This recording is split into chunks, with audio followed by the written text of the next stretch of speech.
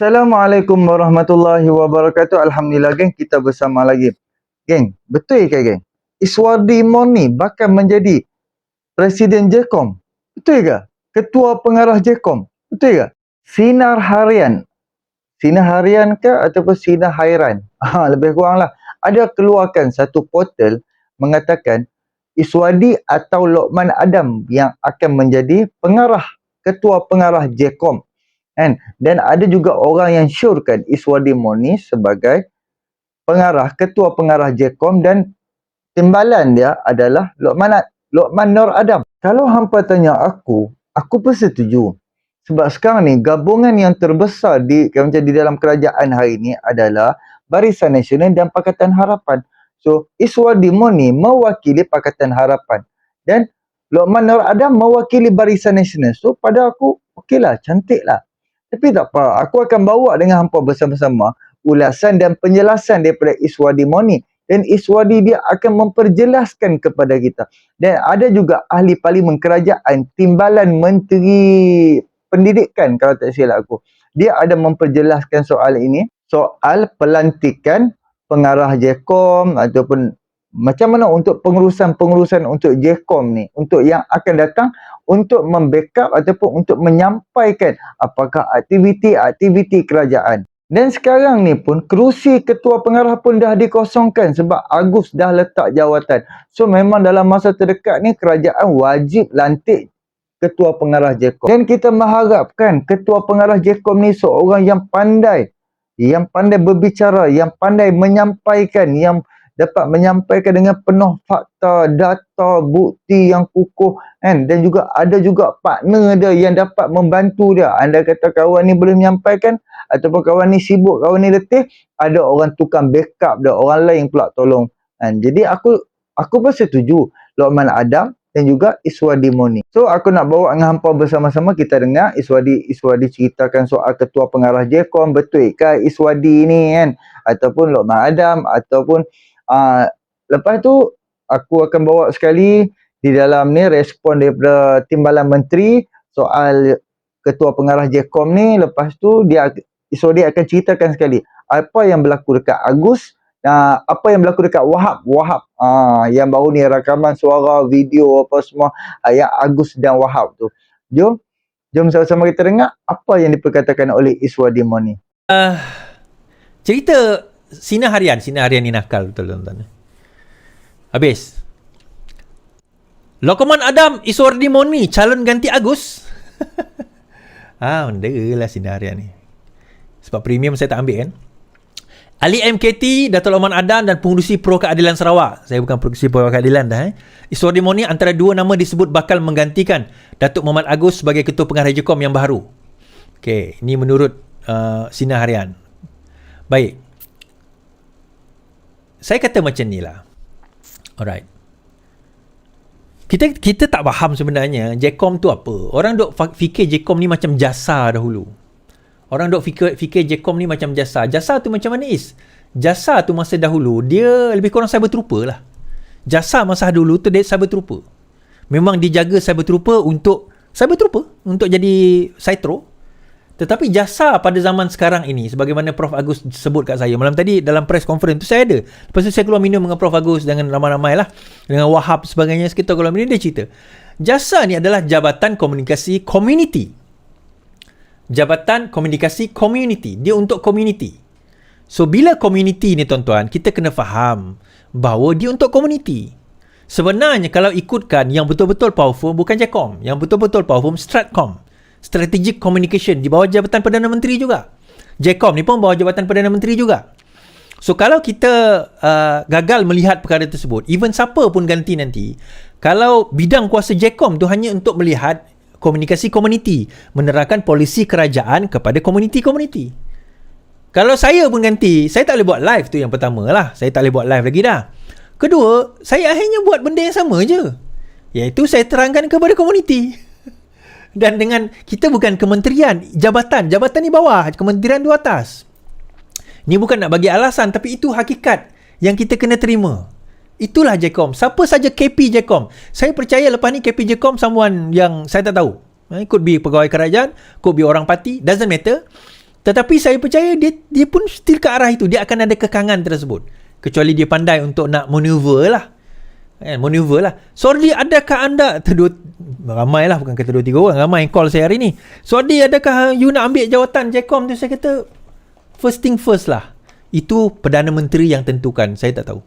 So terpulang kepada PMX, Presiden saya, untuk menentukan. Saya tak boleh nak kata apa.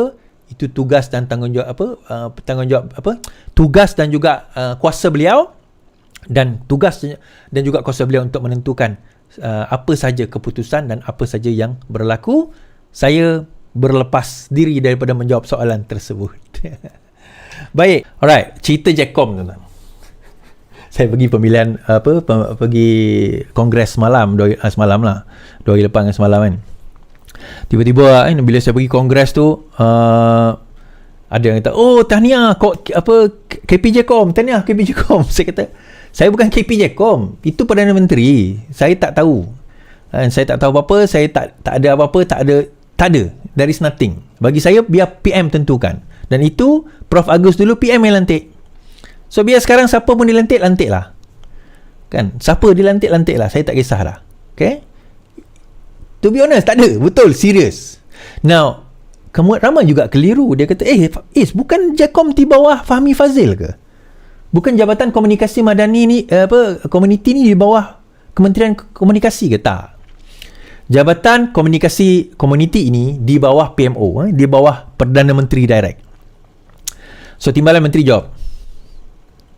Timbalan Perdana Menteri, terserah jika PM mahu pindahkan JECOM. Kerajaan tidak bercadang untuk memindahkan Jabatan Komunikasi yang kini di bawah Jabatan Perdana Menteri ke Kementerian Komunikasi. Timbalan Komunikasi dan Digital Teo Ning Ching berkata, buat masa ini tiada perubahan melainkan jika ada arahan daripada Perdana Menteri untuk memindahkan JECOM. Keputusan untuk memindahkan JECOM dibuat pada tahun 2021. Pada masa itu yang Muhammad Pagoh masih merupakan Perdana Menteri dan juga Indra Mahkota lah, iaitu Saifuddin Abdullah merupakan Menteri Komunikasi pada waktu itu. Saya kurang pasti apa yang telah dibincangkan dalam mesyuarat Jemaah Menteri pada waktu itu, tapi setakat ini keputusan kerajaan Perdana adalah JECOM masih kekal di bawah JPM. Tapi sekiranya pada masa akan datang Yang Berhormat Perdana Menteri berhasrat ingin pindahkan JECOM balik JECOM, jadi KKD akan ikut arahan, katanya. Teo berkata demikian ketika menjawab pertanyaan Lim Eng, PH Kepong. Lim dalam soalannya bertanya, adakah kerajaan tidak mahu mengembalikan JECOM lagi ke KKD bagi mengelakkan pertindihan dan pemazaran wang rakyat? Nama dia Jabatan Komunikasi, misinya memperkukuhkan digital. Soalan saya, perlukah JECOM diletak di bawah KKD untuk mengelak pemazaran? Katanya. Baik. Saya tak tahu sebelum inilah tuan-tuan, saya tak tahu sebelum ini, tapi saya ingat saya Jasa dulu memang di bawah Jabatan Perdana Menteri. Jasa memang di bawah Jabatan Perdana Menteri. Kemudian bila PH memerintah, Jasa itu dimansuhkan dan ditukar kepada Jabatan Komunikasi. JECOM, Jabatan Komunikasi Komuniti, dan diletakkan di bawah masa itu JPM lagi. Kemudian pada tahun 2021 diletakkan di bawah KKD.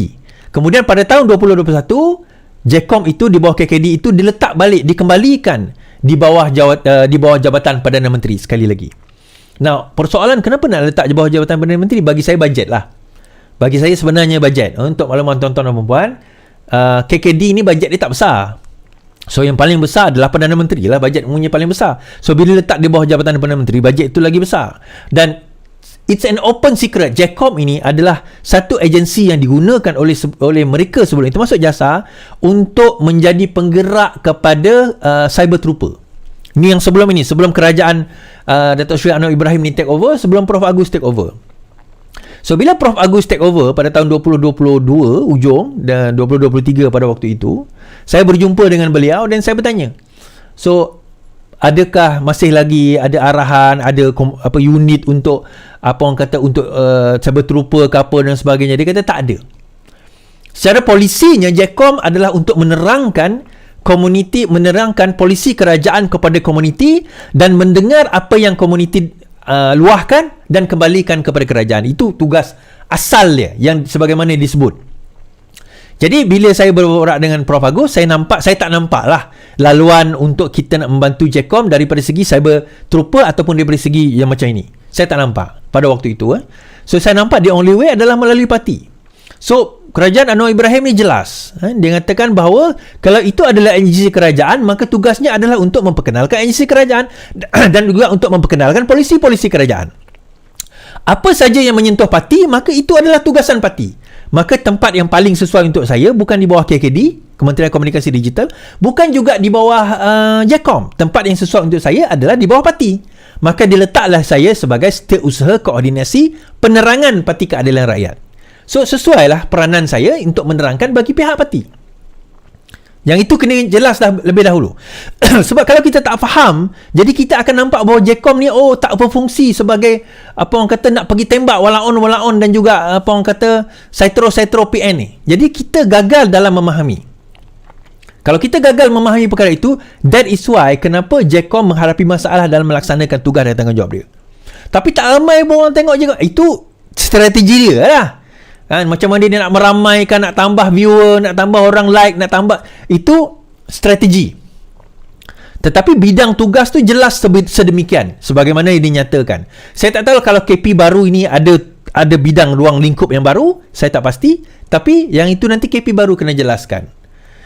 Now, itulah saya kata tadi jadi kita dengan memahami struktur dan dengan memahami hala tuju dan memahami bidang tugas tersebut, baru kita faham bagaimana perkara ini boleh kita nak perbetulkan. Okey, boleh kita nak perbetulkan. Baik.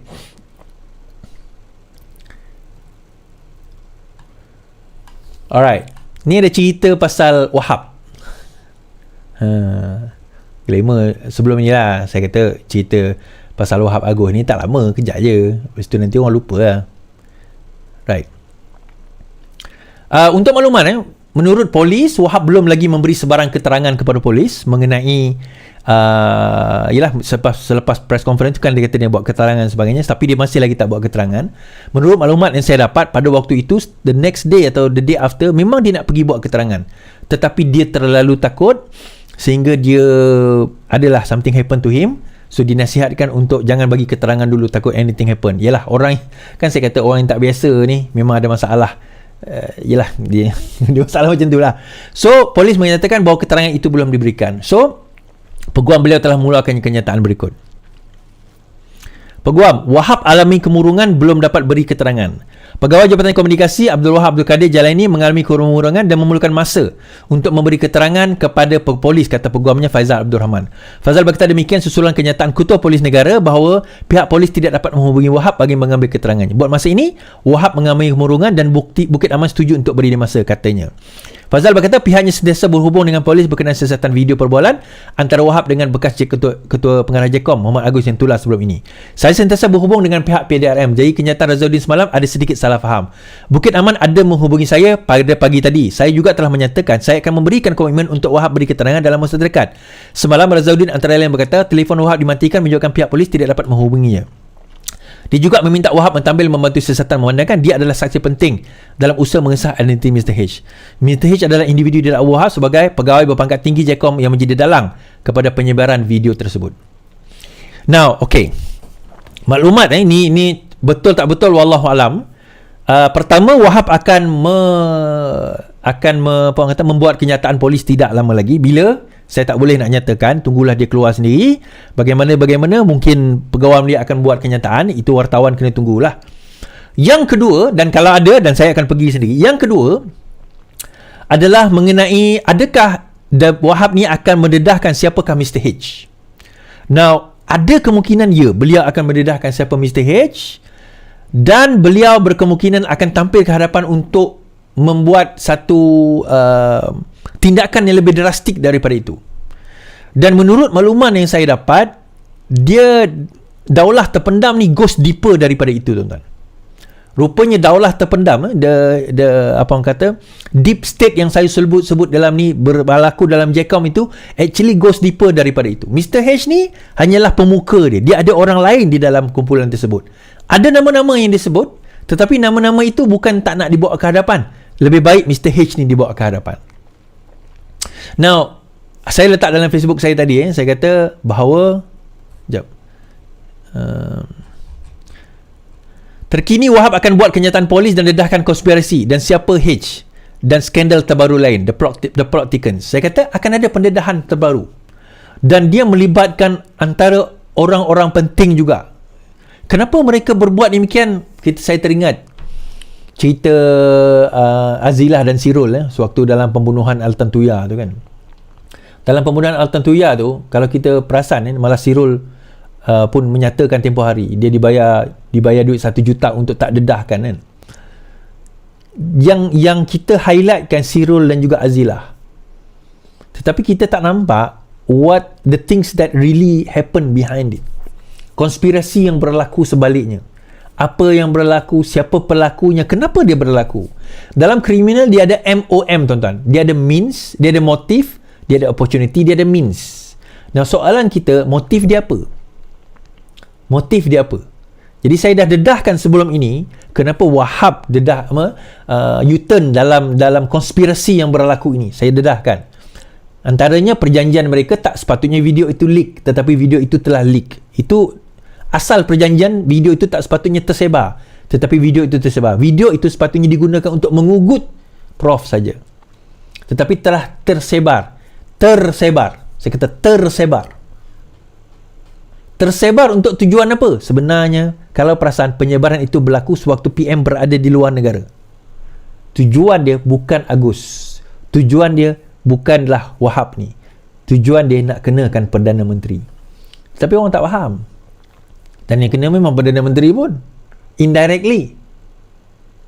So tapi dia orang kantoi bila H U-turn. Dia orang tak sangka H U-turn, H pula. Dia tak sangka Wahab U-turn tuan-tuan. Dia tak sangka Wahab akan U-turn dan Wahab nak dedahkan. So kumpulan kita telah berjaya kepung Wahab ni kerana bak kata dalam laporan sebelum ini ada 2 grup yang datang rumah keluarga dia cari Wahab. Seorang claim dia orang polis, satu grup lagi tak kenal siapa. So dia rasa bahawa keselamatan dia terancam. Nah, kalau keselamatan dia terancam menunjukkan orang yang terlibat dalam perkara ni is actually deeper daripada apa yang kita tahu. It's not just sekadar Mr. H tu saja. Mungkin Mr. H tu hanyalah bidak-bidak di papan catur. Dia hanya pemain-pemain. Dia hanya the pawn, kita kata. Tapi dia bukan orang yang sebenar yang menjadi dalang di dalam isu ini. Jadi kalau kita faham benda ni tuan-tuan, dan kita tahu pendedahan ini sebenarnya akan membuka banyak lagi apa? Daulah-daulah terpendam yang berada di dalam institusi kerajaan. Banyak lagi daulah-daulah terpendam yang ada di dalam institusi kerajaan yang sebenarnya mereka berada dekat situ demi untuk meruntuh dan merosakkan kerajaan Madani ini. Jadi kita harap benda itu akan terbongkar satu persatu lah. Dan kita harap benda itu terbongkar satu persatu, dan orang naif seperti Wahab ni akhirnya dia terperangkap dengan penipuan-penipuan dan janji-janji palsu mereka. Oh, dunia ini penuh kepalsuan. Habis kat situ. Alright. Alhamdulillah kan, kita dah bersama dengan Iswadi. Aku harap hampa pun faham. Sebab sebelum waktu zaman Najib Razak dulu ditubuhkan jasa. Dan waktu Mahathir naik, waktu Barisan Nasional tumbang, naiklah Mahathir 1.0, Pakatan Harapan 1.0, dan Mahathir hapuskan jasa. Dan waktu tu aku tak, kalau tak silap tak ada lagi JKOM. Dan apabila naik Muhyiddin Yassin, Muhyiddin Yassin dia wujudkan balik JKOM. Dan peruntukan untuk JKOM waktu tu 100 juta lebih. Sebab tu kalau hampa tengok orang memang enjoy gila punya orang-orang yang di bawah JKOM waktu zaman Perikatan Nasional Memerintah. Sebab dia memang JKOM ni memang direct di bawah Jabatan Perdana Menteri, ibarat di bawah Perdana Menteri. Apa saja penyampaian macam Perdana Menteri, terus JKOM boleh akan dapat maklumat tu, akan dapat video ke apakah ucapan Perdana Menteri ni ataupun penyampaian, ataupun contoh kalau macam Abah penyampaian PDF Abah punya, dan JKOM ni pun akan sebarkan, akan manipulate, akan spin, akan menipu. Itu di bawah Perikatan Nasional, di bawah Abah Din Sembab. Jadi aku mengharapkan sangat-sangat kita nak orang yang betul-betul ahli-ahlinya, betul-betul orang yang betul-betul kepala otak dia ni pandai berbicara, pandai menyampaikan dengan fakta, betul-betul menyampaikan, dapat membela, dapat memberi penerangan kepada rakyat. Sebab sekarang ni cuba hampa bayangkan, pembangkang ada 4 juta tau, pengundi macam pembangkang ada 4 juta. Dan juga ada juga daripada Barisan Nasional punya orang, dia dah melompat pergi duduk bersama dengan Hak yang Perikatan Nasional. So kemungkinan bertambah sampai 5 juta. Hak yang mana dulu depa harapkan kalau UMNO ada di dalam kerajaan, UMNO boleh bagi dekat dia jawatan. Tahu-tahu bila UMNO ada di dalam kerajaan, UMNO pun dok tak bagi jawab.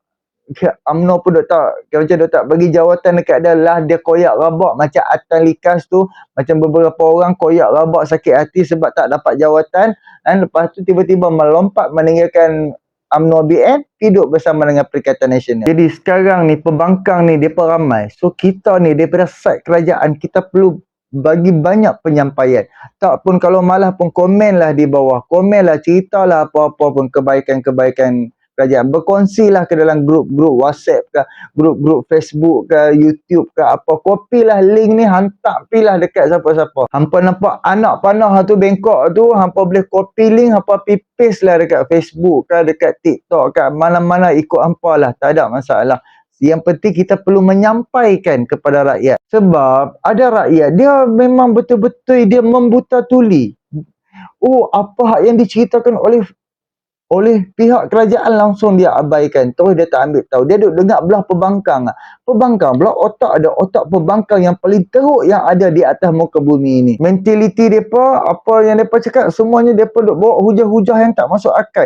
Mencecah, memfitnah, memaki hamun. So kita daripada side kerajaan ni, Anwar Ibrahim pun dia dah pesan, kita perlu sampaikan, kita perlu menyampaikan benda yang fakta, benda-benda yang